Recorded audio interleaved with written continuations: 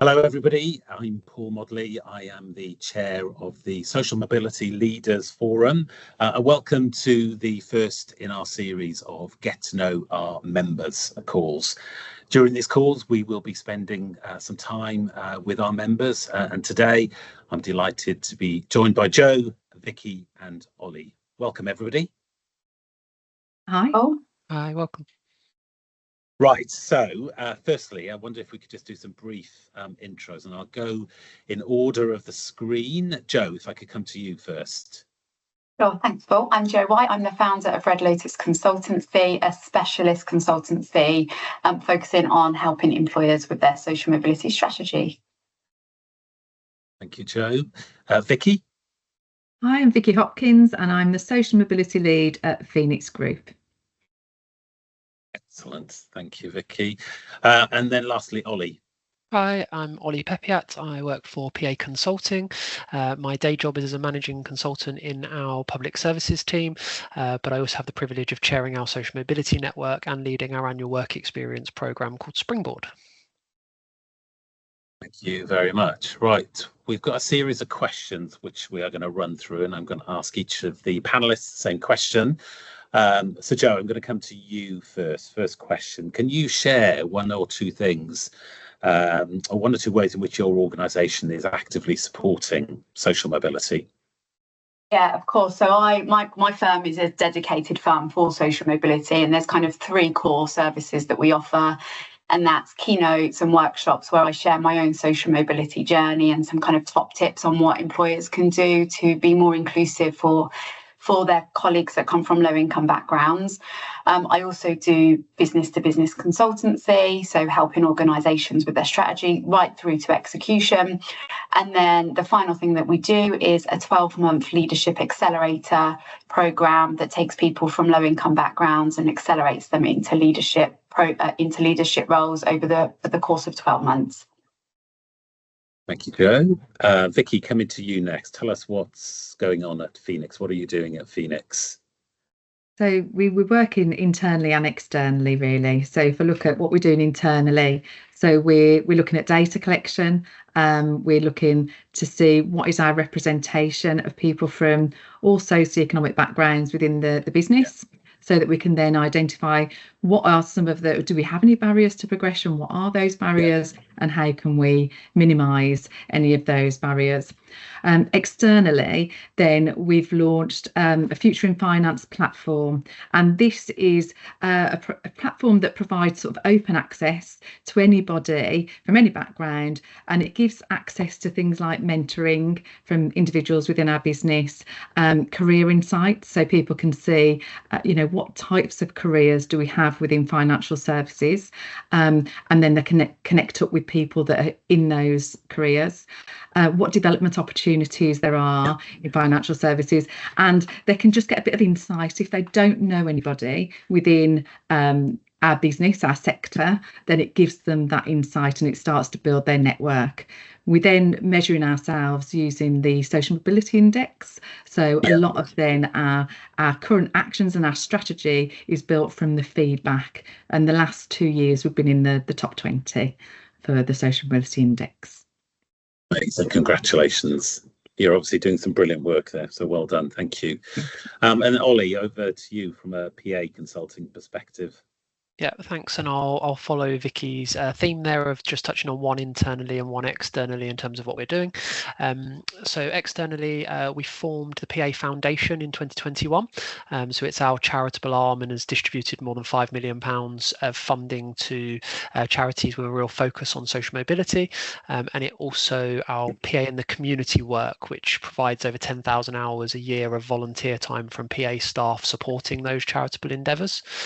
They're all focused on expanding access to quality education, skills and careers for young people from disadvantaged backgrounds, seeking to help them become the innovators and leaders of tomorrow.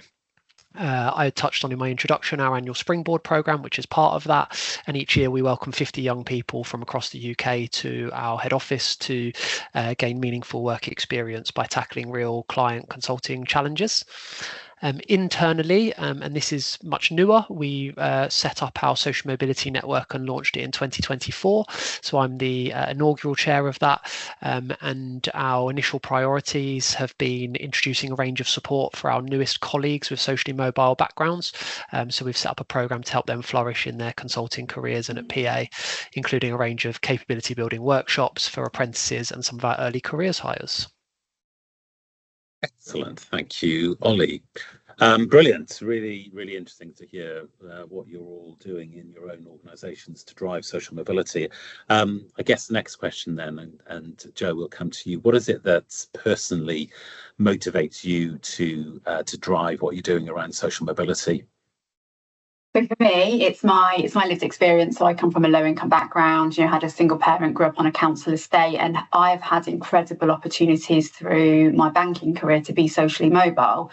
And so I've spent the last 5 years working within the banking sector to drive social mobility. And I've seen through my own experience, but also through others' experience, that the impact, the positive impact that this work can have on lives, on communities, on businesses, is hugely important, right? Because there is talent everywhere in the UK, but the opportunities just don't exist. And for me, I think it's such a shame to see talented people that just lack having access to sponsors, to mentors, to opportunities to unlock their true potential.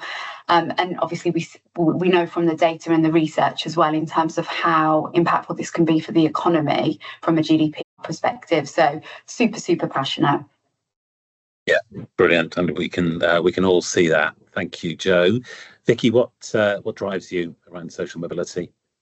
So I think a lot of it comes from my career in leadership development.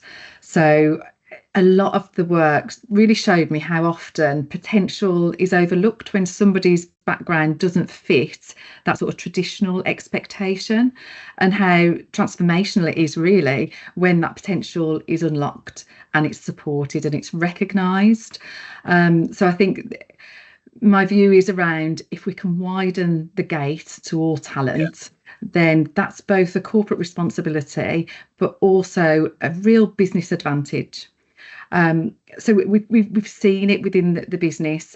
So personally, through the coaching work that I've done, I've seen people grow in confidence, step into roles that maybe they weren't expected to step into, and also maybe themselves didn't see themselves stepping into. And it changes the direction of their career, and it can be immensely beneficial to them as an individual and give us that huge business advantage. And I think that's really what inspires me. Yeah, absolutely. Ollie, what drives you around this topic? Yeah, so I think beyond it being the right thing to do, there are two kind of main reasons that personally motivate me to champion social mobility.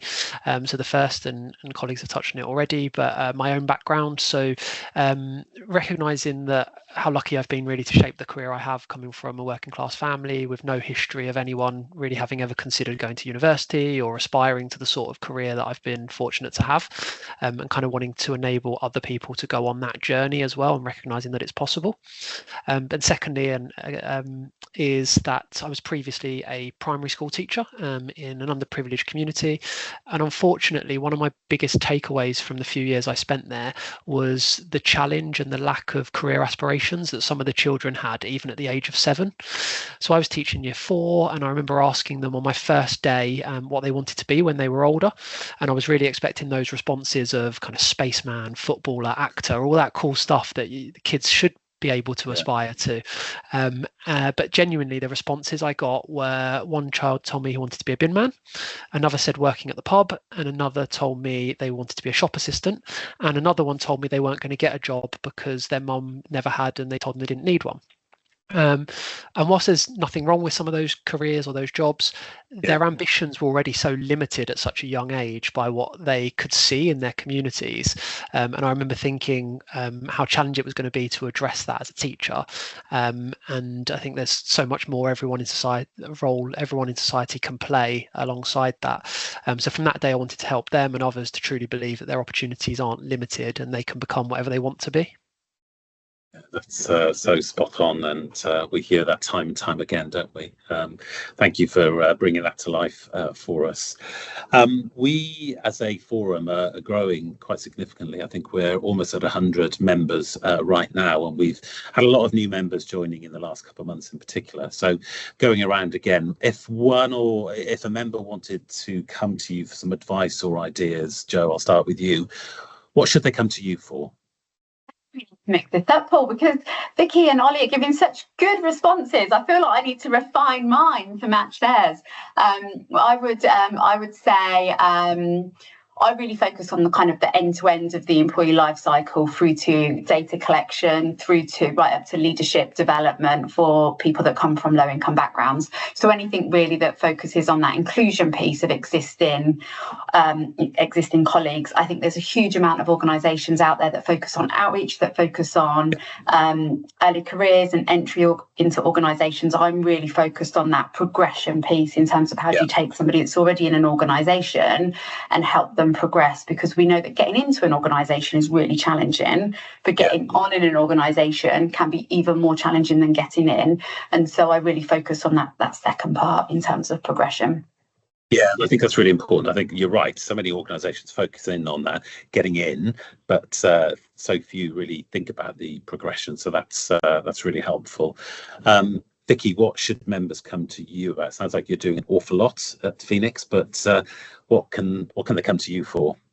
So I suppose thinking about this, if anybody perhaps doesn't have that social mobility strategy and is looking at the business case and how do you get stakeholders really interested and involved in helping support that business case and that strategy.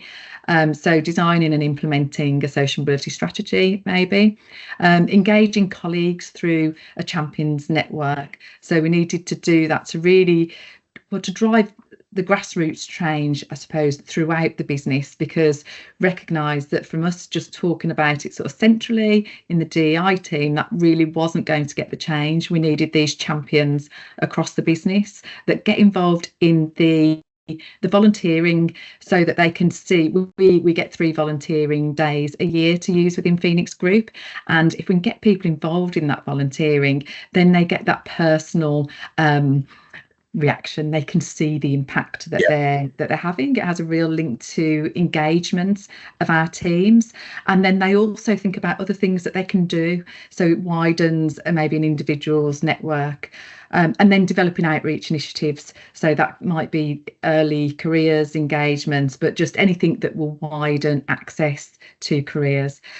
The other thing I did think was the Social Mobility Index. It's our 3rd year now of being in the index, so can advise a little bit on applying for the index if anybody is looking at that. There's a lot involved in that. I know personally, having been in it for 3 years as well, there's an awful lot involved. So I'm sure a lot of people have questions around that. Ollie, what should members come to you for? Yeah, so I'd like to think there's 3 things that I can probably be most helpful on. So the first is delivering meaningful work experience. So about 8 years ago, when I first joined, I helped to set up our annual work experience program called Springboard, actually jointly with one of the Social Mobility Leaders Forum board members, Felicity Halstead, who worked with us at the time and is now of Good Work. And I've been running that ever since. And I think we're really proud of the fact that delivers properly meaningful work experience. So we give the young people who participate, who come from all over the country. So that was our first big win, was expanding outside of people on our doorstep and welcoming people from rural and coastal communities, for example. But we give them the opportunity to take on a real client problem, and they meet real consulting clients and they present back to them. And so often we hear that that's the most valuable bit, because compared to other work experience they do, they're genuinely sat watching and shadowing or doing admin, and it's not proper experience and exposure to the sort of thing they might want to do in the future. The second would just be anyone interested in that kind of interface or relationship between kind of corporate organisations and charities. So we've built some really effective relationships with some of our charitable partners, so the Social Mobility Foundation, Career Ready, many others, and I've been involved in managing a few of those relationships, so I think some insight on that. And then thirdly, having been through it very recently, and there will be others who've got far more experience, but I've got a recent experience of setting up our social mobility network and some of the challenges involved in that. And it's been great to already be involved with some other members on starting to think about how we might pull together a sort of toolkit to help organisations thinking about that. Excellent, thank you. So a wide range of areas where members can call on the three of you for support and advice. Thank you for bringing that to life. That brings us to our last question. Jo, we'll come to you first. What do you hope to gain from being a member of the Social Mobility Leaders Forum? For me, it's that real kind of shared commitment to driving systemic change in the UK, building those really strong connections as well. This work's so important, and we're going to achieve so much more collaboratively than what we can do individually as people or as organisations. And I think it's that coming together to drive that really large-scale systemic change that has long-term impacts for individuals, for companies, for the economy, and ultimately for the future generations. You know, I want my kids to grow up in a fair society, and this plays a huge part in that. Thank you for summarising that. It's spot on. Vicky? Having heard from this group today, it really explains what I'm looking to get out of this, and it's about hearing from other leaders that are as passionate about creating change as I am, and hearing about what's worked and maybe what hasn't worked as well, what have been the challenges, so that we can learn from all of that work together.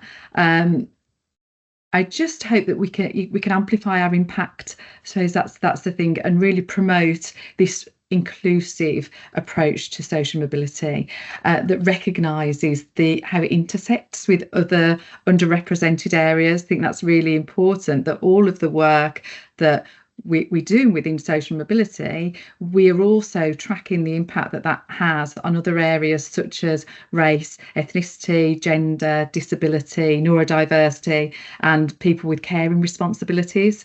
So yeah, amplifying that work and showing how powerful this work can be. Thank you, Vicky. And Ollie, as one of our newer members, what are you hoping to gain from the forum? Yeah, so I think colleagues have already mentioned it, but I think that network and that peer-to-peer kind of shared experience will be really valuable. And just to kind of bring that to life, I think I've actually found two very helpful allies in this call today, in the sense that you'll have got hopefully a view that we have real strengths around what we do in our outreach and in our in some of our external work, but some of the work we're doing internally is more of in its infancy, and we have an opportunity at PA to do a lot more. And Jo's already referenced her kind of expertise around progression and kind of retention, and I think that's an area where we can do more. So hearing from her on that, and we are obviously awaiting the outcome, but we submitted to the Social Mobility Index for the first time this year. So I'm sure we will get some helpful feedback, and then colleagues like Vicky, who've been through that a number of times, might be a good place to turn. So I've already seen the benefits of it just in this conversation. Excellent. Well, that brings us to the end of our conversation. I have to say, I've loved talking to the three of you. Having spent time with you individually, there's always something about kind of bringing a group together. You get way more out of the conversation. I've learned a lot more about you as individuals, how you're kind of driving social mobility change in your organisations. Thank you for spending time with me this afternoon, and I'm sure our members across the forum will really appreciate listening into this video. Thanks very much. Thank you. Sure. Thank you, Paul. Thank you all. Thank you. Lovely to see you.